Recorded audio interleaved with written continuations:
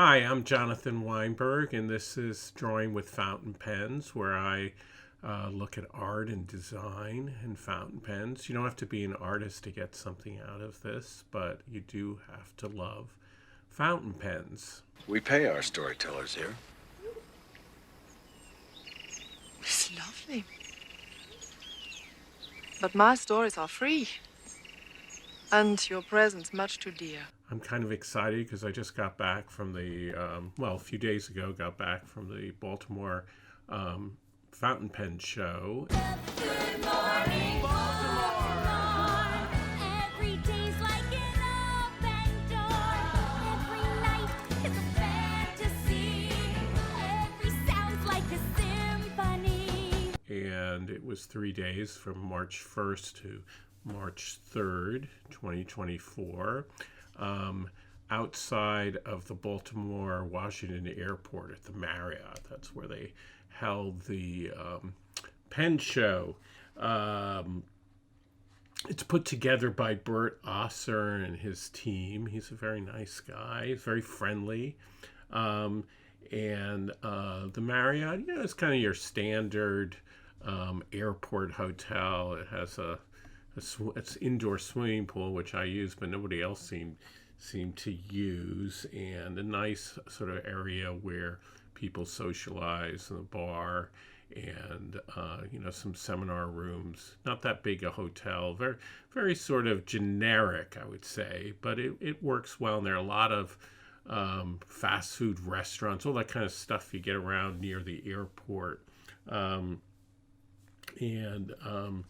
it in terms of the size of the show, it is, I would say, in the middle. It's not small like the Boston show. It seemed a little bigger than the Philadelphia show, but not as crazy and huge as the Washington show. So I very much like the size of it, and it's not too bad a drive from New Haven. It ends up being around 4.5 hours, and we were lucky there wasn't a lot of traffic, so all that was good. I got there Friday around 2 o'clock, and I immediately, after checking in, went looking and saw a lot of the usual suspects. When you come in at first, you see Ian Schoen and Schoen Design. There were some tables that I hadn't seen before. I'm sure maybe they are at these pen shows, but for example, the Truphae store, which I think is from South Carolina, they had a big display, and I often see their ads, and I've bought pens from them because they sell sometimes on eBay, and I've actually bought pens from them, so it's nice to say hello to them. Say something about how did you get into fountain pens? So I had a few friends that liked fountain pens, and that was the first I'd heard of expensive pens, I guess. And then When was this? This was in 2014, actually. It was the How first old time I'd heard about them. How old were you? You seem young. 22. Oh, okay. Yeah, College? 22 in college, yeah. Okay. So that was the first time I heard about fancy pens, and then we started buying them and selling them, and started a website, and it kind of took off from there. The more I cool. started selling them, the more I got into them, too. So. Yeah. Joshua Lax was there, the Nibmeister, and working on pens.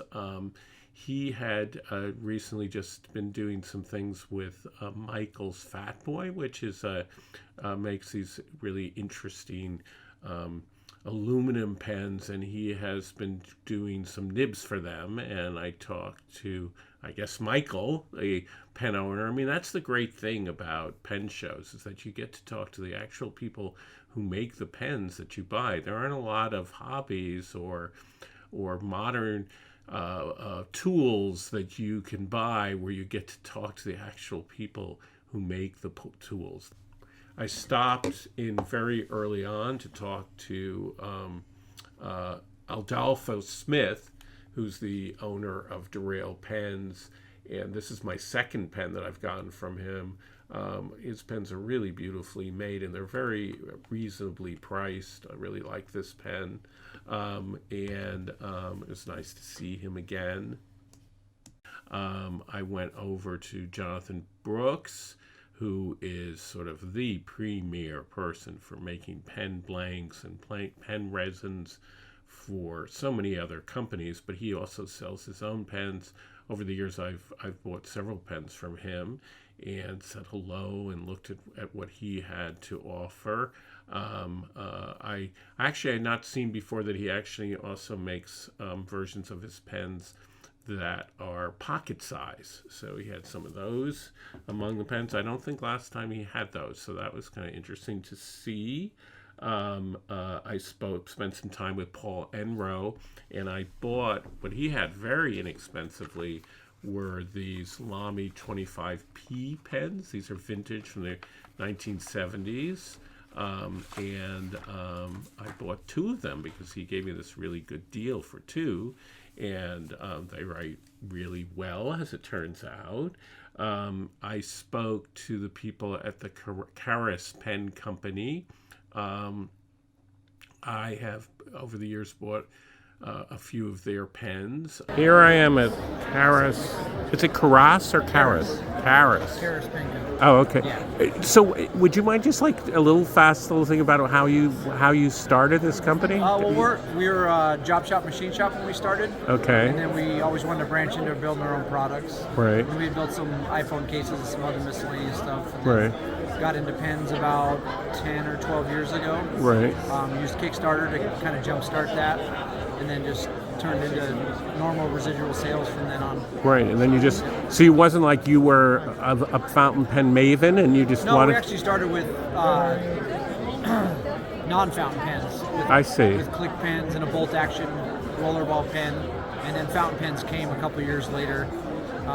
Metal for 6 or 7 years, and we just got into the acrylics 3 or 4 years ago. That's interesting because, Ian Schoen, it's sort of similar. He wasn't really that into fountain pens. Yeah, no, we have kind of a parallel. Yeah, it's parallel there interesting. for sure. With I know. Yeah, for I sure. I love that fact. I mean, so many people come at this from so many different directions. Yeah. It was interesting to talk to William Karas because, like Ian Schoen, he got into doing fountain pens not because he was interested in fountain pens, but more into the making of small industrial crafting. And that then led to making pens, which then led to fountain pens. And that's an interesting story that seems to repeat a lot with a lot of the makers. And seems a bit counterintuitive to me. It's like you think, well, you're so into fountain pens, you want to make your own. But those people the people who are so into fountain pens tend to go from users to collectors. Oh, also I went and spoke to the people at Magna Carta Pens. They are getting a lot of attention for a new flex nib that they're selling. And I tried that out. Another high point was going to talk to the people at Pilot and trying out, I've never tried before, one of their really, really expensive Emperor pens that has a nib, they call it 50 size nib, and one of the people there showed that to me. That was exciting.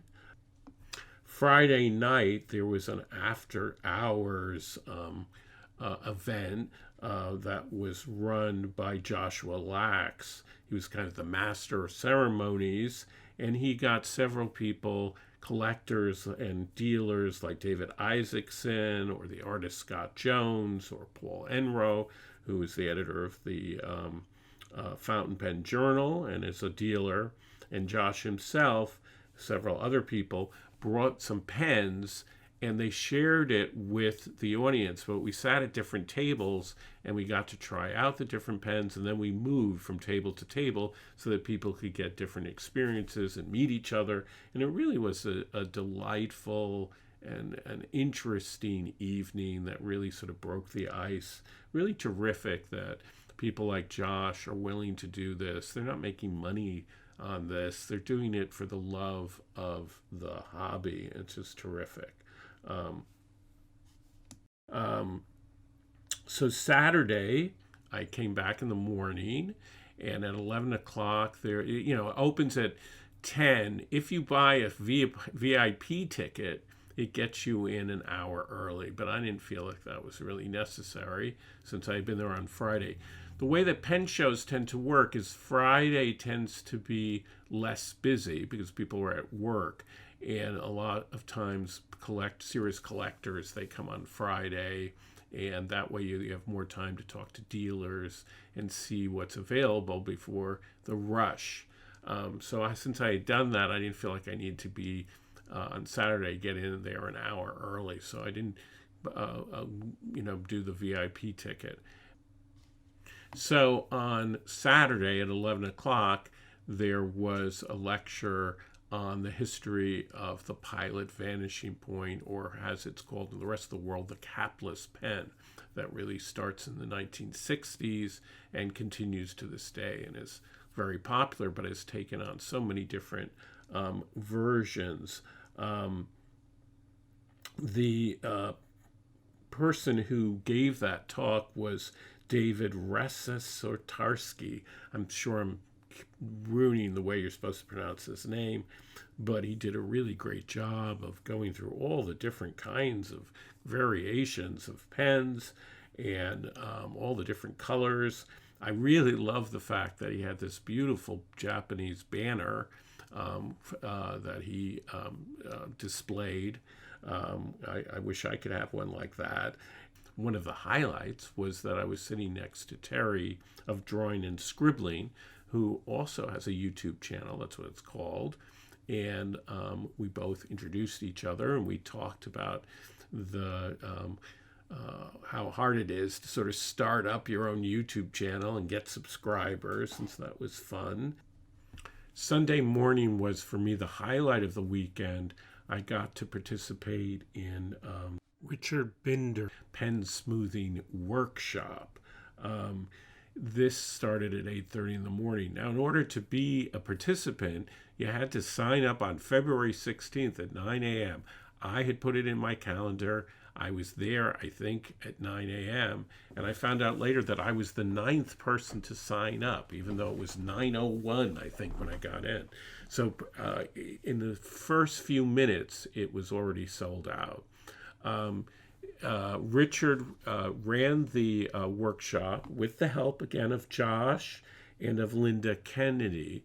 And so there were actually 3 people helping 16 people figure out how to smooth pens. And then it was open to auditors. So even if you couldn't sign up, you could go to the to this lecture and listen, or this seminar, this workshop, and listen to what we were learning. But we got to really try it out. And for just $20, which I think is the deal of the century, it's 2 hours long, $20. Not only do you get to do this and get these people teaching you, but you get a little kit with 2 pens in it and all the materials you need to smooth them. And it must have just taken so much time. I think it was Linda who was in charge of taking those pens and making and actually doing things to the nib so that we had to work to repair them, right? I mean, that takes a lot of time to do all of that. And as Richard said, he does this to continue his knowledge, to continue the tradition of doing this work, and it's dedicated to that idea.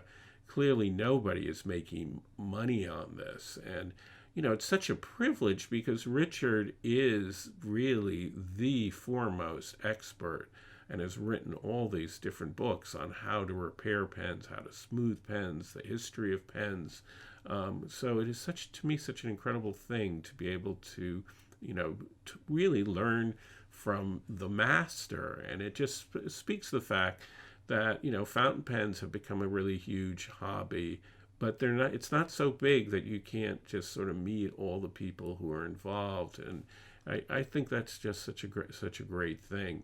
So that 2 hours was wonderful.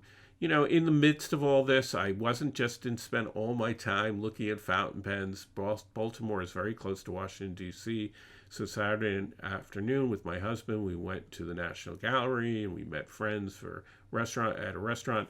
So we missed Saturday night. There was a kind of party that for people who went to the show, and I think there was a raffle, and there was a lot of socializing. I kind of missed that. There's only so much pen stuff that you can do, and there are a lot of other YouTube videos talking about people's experiences, so I'm sure they'll talk about that. Thinking about the various at workshops and seminars, there were so many different ones that I didn't go to on calligraphy for first-time pen collectors or people who are journaling. It really made me think again about how exciting this world is, I think, and also at the center of it is writing instruments, right? This is the way in which people communicated for over 100 years through fountain pens, and also, of course, it's connected to a much longer tradition of using pen and ink and quills, etc., etc. And it really makes me think about how trivializing the recent article in the New York Times was about ink colors, and how supposedly people who are into fountain pens were up in arms because Lamy reintroduced a color that wasn't quite the same as the original color. I think this is a very noble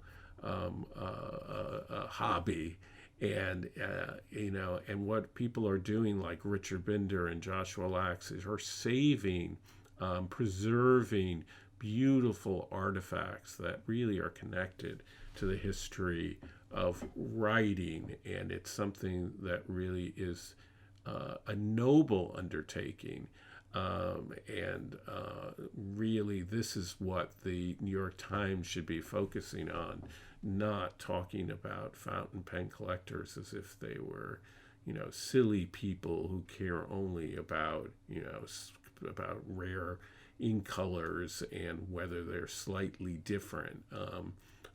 I really think that is very patronizing to something that I think actually is quite beautiful. Particularly, I was moved by Richard's idea of passing on his knowledge so that people can continue to save pens and treasure pens, and think really about their connection to the history of writing, which is what the talk about the pilot capless pen involved, along with a whole history of a technology and how a technology changes and adapts to people's needs.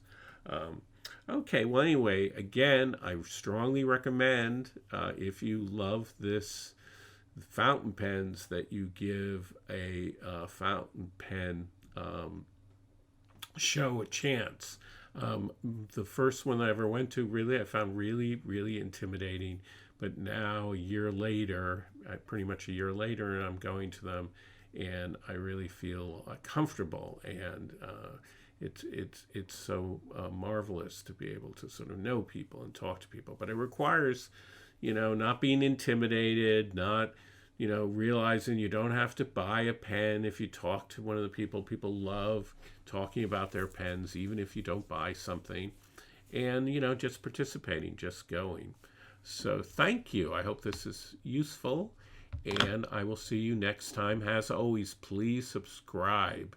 That's the way you can support this channel. We're already up to 900 subscribers, and I'm really hoping to get to 1,000.